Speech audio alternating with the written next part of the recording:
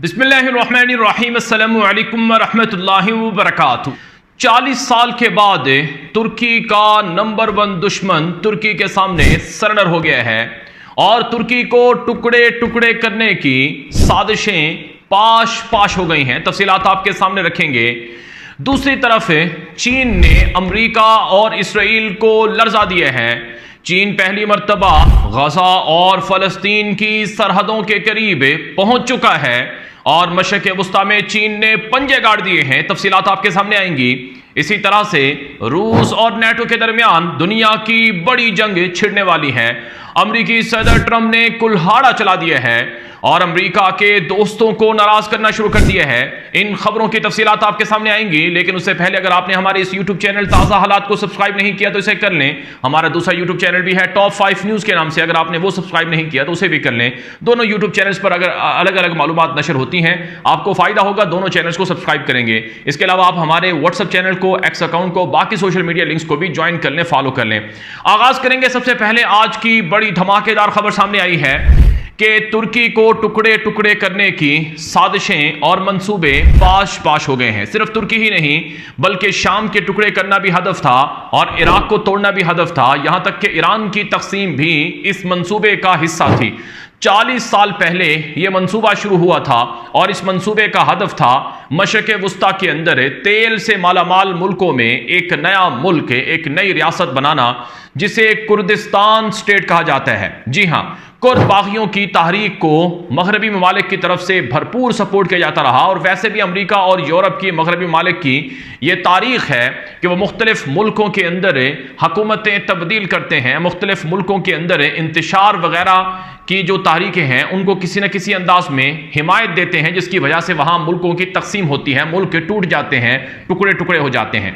तो कुर्द बागियों की जो तहरीक थी ये 4 मुसलमान मुल्कों के अंदर चल रही थी और इनका हदफ था कि एक अलग कुर्दिस्तान जैसी रियासत बनाना। हालांकि सारे कुर्द एक जैसी सोच नहीं रखते हैं, वो अलग रियासत के हामी नहीं थे। अब ये 4 मुल्क कौन से थे जहां पर ये बागियों की तहरीक थी? एक सबसे बड़ा तुर्की है, जहां पर तकरीबन 1.5-2 करोड़ बताया जाता है कि वहाँ उनकी आबादी है जो कुर्द हैं उनकी मजमूई तौर पर। और इसके अलावा दूसरा मुल्क है शाम, जहाँ पर ये कुर्द बागियों की तहरीक थी। तीसरा मुल्क इराक है और चौथा मुल्क ईरान है। इन 4 मुल्कों में जो अलग अलग तहरीक थी कुर्दों की वो चल रही थी और उसका हदफ था कि एक अलग कुर्दिस्तान स्टेट बनाना। तो इस तहरीक को 40 साल हो चुके थे और इन 40 सालों में 40,000 लोग इस बगावत और टुकड़े टुकड़े करने की तहरीक की वजह से मारे गए। अब जरा आप पहले यह समझ लें कि कुर्दों की आबादी कितनी है और कहां कहां पर कितनी आबादी है। तकरीबन तुर्की में 15 से 20 मिलियन की आबादी बताई जाती है और तुर्की की कुल आबादी का ये 20% कुर्द बताए जाते हैं। अगर आज आप तुर्की की हुकूमत देखें तो तुर्की का जो मौजूदा वजीर खारजा है हक्कान फिदान, वो खुद एक कुर्द नस्ल से ताल्लुक रखता है और बहुत से कुर्द जो हैं वो तुर्की की हुकूमत में आला ओहदों पर फाइज रहे हैं। ईरान के अंदर 8 से 10 मिलियन कुर्दों की आबादी बताई जाती है, यानी वहाँ ईरान की पॉपुलेशन में कोई 10% तक आबादी कुर्दों की बताई जाती है।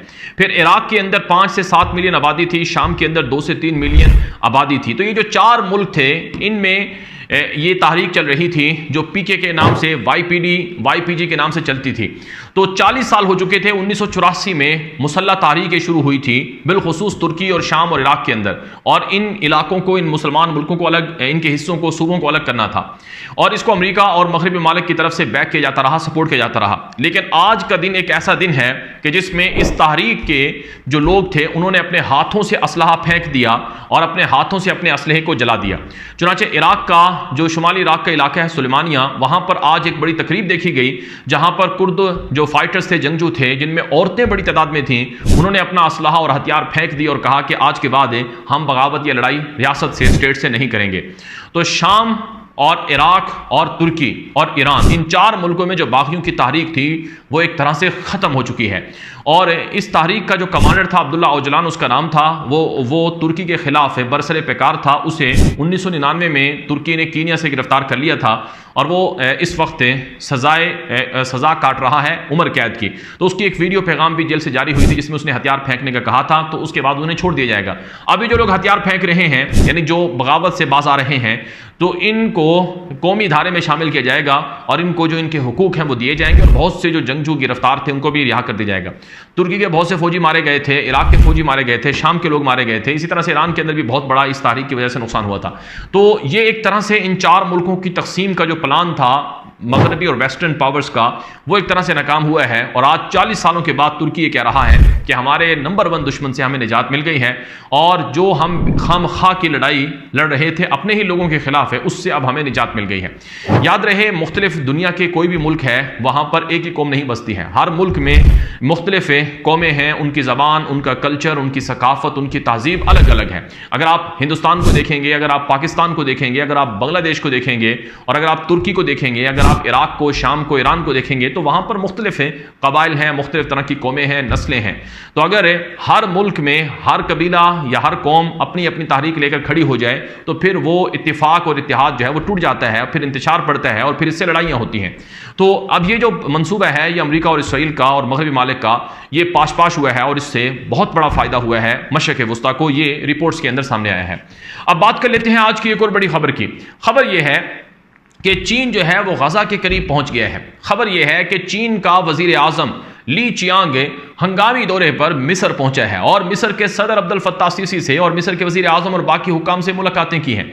वैसे मिस्र के किरदार को हमेशा गजा और फ़लस्तीन के हवाले से शक की निगाह से देखा जाता है, लेकिन मिस्र के तरफ से किसी न किसी अंदाज से कोई किरदार गजा के लिए ज़रूर होता है। बहरहाल मिस्र का अब्दुल फत्ताह सीसी जो है इसे एक डिक्टेटर माना जाता है जो मोहम्मद मुर्सी की मुंतखब हुकूमत का धड़न तख्ता करने का जिम्मेदार है, जिसने 2013 में मोहम्मद मुर्सी की हुकूमत का तख्ता उल्टा था और उन्हें गिरफ्तार करके जेल में डाल दिया था, जिसके बाद वो जेल के अंदर ही फौत हो गए थे। तो अब चीन जो है वो मशरिक़ वस्ता में अपने पंजे गाड़ रहा है। चीन का वजीर आजम मिस्र पहुंचा है और मिस्र ने अमेरिका और रूस के हथियारों से अपनी तवज्जो हटाकर चीनी हथियारों की तरफ तवज्जो मबजूल कर ली है और दुनिया में अब तेजी से चीनी हथियार बिक रहे हैं, चीनी टेक्नोलॉजी बिक रही है। तो मिस्र ने ऑफिशियली चाइना से HQ-9 नामी जो उनका एयर डिफेंस सिस्टम है ताकतवर, वो हासिल कर लिया है और मिस्र जो है वो अब चीन से J-10C जंगी जहाज भी लेने जा रहा है। याद रहे एक जमाने में मिस्र रूस से Su-35 जहाज लेने जा रहा था, लेकिन अब मिस्र ने चीन से J-10C जंगी जहाज लेने का फैसला किया है और मिस्र और चाइना के बीच 17 अरब डॉलर से ज़ायद की बाहमी तिजारत भी सालाना होती है, जिसको इन्हेंस करने का कहा गया है। अब चीन की जो फौज है उन्होंने अभी चंद महीने पहले मिस्री फौज के साथ मिलकर एक फिजाई मशकें भी की थी। अब इसराइल को बड़ा गुस्सा है कि मिस्र जो है वो अपनी ताकत को क्यों बढ़ा रहा है और मिस्र ऐसी टेक्नोलॉजी और ऐसे हथियार चीन के क्यों ले रहा है जिससे इसराइल को खतरा है। याद रहे माजी में मिस्र और इसराइल के दरमियान जंग हो चुकी है और मिस्र अरब मुल्कों में सबसे ज्यादा ताकतवर फौज रखने वाला मुल्क शुमार होता है और इसराइल और मिस्र के बीच अगरचे अमन मुआहिदा है, लेकिन उसके बावजूद इसराइल को मिस्र से खौफ लगा रहता है और मिस्र के लोगों से भी खौफ लगा रहता है जो गजा के बारे में बहुत ज्यादा सख्त नजरिया रखते हैं। अब सूरत हाल ये है कि चीनी जो टेक्नोलॉजी है वो दरअसल इसराइल के करीब आ गई है और उस टेक्नोलॉजी का मकसद है इसराइल की टेक्नोलॉजी और अमेरिका की टेक्नोलॉजी को बाईपास करना है या उनको कंट्रोल करना है या उनकी जासूसी करना है, ये इसराइल कहता है। और फिर चीन जो है वो गजा के हवाले से और फ़लस्तीन के हवाले से भी मुसलमान अरब मुल्कों का साथ देता है और वो फ़लस्तीन की आज़ादी का ऐलान करता है, मौक़िफ़ का हामी है। तो ये सूरत हाल इसराइल के लिए बड़ी परेशान कुन है। बिलखुसूस नहर सुइस के मुतबादिल जो बिन गोरियन नहर बनाने का मंसूबा था खलीज अक़बा से मेडिटेरियन सी तक, वो मंसूबा भी गजा पर कब्जे का जो अमरीकी मंसूबा था वो भी एक तरह से नाकाम हुआ है, क्योंकि एक मुआहिदा हुआ है, फौजी मुआहिदा, डिफेंस मुआहिदा मिस्र और चीन के बीच, जिसमें दोनों मुल्कों की फौजें एक दूसरे को ट्रेन करेंगी, मशकें देगी, यानी चीन अपनी फौजें मिस्र के अंदर रख सकेगा जो कि गजा के बहुत करीब होगा और गजा के लिए बड़ा अहम होगा और इससे इसराइल को बड़ा गुस्सा लगा हुआ है। फिर नाज़रीन इकराम, चीन सिर्फ यही नहीं कर रहा है बल्कि आज की खबर यह है कि चीनी सदर शी जिनपिंग ने अमेरिका को धमकी लगाई है कि ताइवान के मसले पर हम तुम्हारी कोई साजिश नहीं मानेंगे, अगर ताइवान के बारे में तुमने कोई हथियार भेजने की गलती की तो तुम्हें सजा मिलेगी। और चीन ने ताइवान के खिलाफ ज़मीनी और बाहरी बिलखुसूस नेवल जो मशकें हैं, तारीख की बड़ी मशकें वो शुरू कर दी हैं। और आज एक और बड़ी खबर आई है कि चीन ने कोई ऐसा मिसाइलों का इंजन बना लिया है जो 20,000 किलोमीटर तक की रेंज तक जा सकता है या बहुत तेज़ी से आवाज़ से 2 गुना या 3 गुना ज़्यादा सफ़र तेज़ कर सकता है। और इसके अलावा चीन जो है वो जदीद हथियारों के तजर्बे में भी अमेरिका को बाईपास कर रहा है, जिसकी वजह से अमेरिकी वज़ीर दिफा पैट हेग्सेट ने आज एक वीडियो में ऐलान किया है कि अब आज के दौर की जदीद टेक्नोलॉजी ड्रोन टेक्नोलॉजी को अमेरिका बनाएगा और अमेरिका अपने दुश्मनों के खिलाफ ताकत हासिल करेगा। याद रहे चीन ने कुछ दिन पहले मदर ड्रोन बनाया था, जो बड़ी ड्रोन एक बड़ा जहाज़ था, जो फ़िज़ाई जहाज़ जिसके अंदर छोटे छोटे ड्रोन थे जो हज़ारों की तादाद में रखे जा सकते थे, यानी जैसे एयरक्राफ्ट कैरियर होता है ऐसे ही मदर ड्रोन बनाकर चीन ने ड्रोन टेक्नोलॉजी में दुनिया में अपना ताकत का लोहा मनवाया था। और अभी एक खबर यह भी आई है कि चीन ने छोटी छोटी जो मक्खियाँ हैं उनकी तरह की टेक्नोलॉजी बनाई है जो मुख्तलिफ तरह की ख़तरनाक किस्म की बायो वेपन्स के लिए इस्तेमाल हो सकती हैं या जासूसी के लिए भी इस्तेमाल हो सकती हैं। ऐसी टेक्नोलॉजी भी चीन बना रहा है, यानी जदीद हथियारों में चीन का कोई शुमार नहीं है और चीन अमेरिका और बाकी मुल्कों को टक्कर दे रहा है। अब बात कर लेते हैं आज की एक बड़ी खबर की कि अमेरिकी सदर ट्रंप ने रूस को धमकी लगाई है कि रूस ने हमारी बात नहीं मान रहा है, यूक्रेन पर हमले बंद नहीं कर रहा है, तो मैं रूस के खिलाफ यूक्रेन को हर तरह की मदद और ताकत और तवानाई असलाह वगैरह फराहम करूंगा। और इसके अलावा मंडे को अमेरिकी सदर ट्रंप एक अनाउंसमेंट करने जा रहे हैं जिसमें रशिया के अगेंस्ट बहुत बड़ी पाबंदियां लगाई जा सकती हैं और रशिया के खिलाफ ट्रंप ने अपना फैसला और रवैया बदल लिया है, जिसकी वजह से रशिया और अमेरिका आमने सामने आ चुके हैं, उनके दरमियान एक बड़ी जंग छिड़ने का खदशा भी है। और फिर अमेरिकी सदर ट्रंप ने अपने इत्तेहादियों को भी नाराज करना शुरू कर दिया है। कनाडा पर 35% इजाफी टैरिफ लगाने का ऐलान किया है और ब्राजील जैसे मुल्क पर 50% इजाफी टैरिफ लगा दिया है। ब्राजील से जंग इसलिए छेड़ी है कि ब्राजील ब्रिक्स नामी ग्रुप को लीड करता है और ब्रिक्स नेशन का जो ग्रुप है वो दरअसल अमेरिका की बादशाहत, डॉलर की बादशाहत को तोड़ने का सबब बन सकता है और दुनिया में अमेरिकी गलबे के तोड़ने का सबब बन सकता है और आलमी तिजारत में डॉलर की बजाय मकामी करेंसी में ट्रेड होगी। इसकी वजह से ब्राजील से ट्रंप गुस्से हुआ और उसने उस पर पाबंदियां लगा दी हैं और ब्राजील में जो लूला डा सिल्वा जो सदर है उसका मुतबादिल जो शख्स है उसको ट्रंप बहुत ज़्यादा सपोर्ट कर रहा है। और फिर ट्रंप ने बहुत से यूरोपीय मुल्कों को भी धमकियां लगाई हैं कि हम आपके ऊपर भी पाबंदियां लगा सकते हैं। तो यूं ट्रंप ने अपने इत्तेहादियों को, अपने दोस्तों को भी नाराज करना शुरू कर दिया है, जिसकी वजह से दुनिया में अब ट्रंप पर एतमाद कम हुआ है और अब वो चाइना और बाकी देश जो हैं वो ब्रिक्स नेशन की तरफ आ रहे हैं।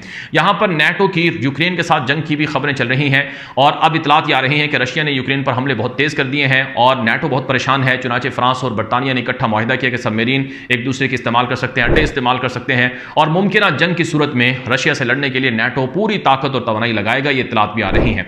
यह आलमी खबरनामा था अब तक जो आप तक पहुंचाई गई हैं, ताज़ा खबरें थी जो आप तक पहुंचाई गई हैं।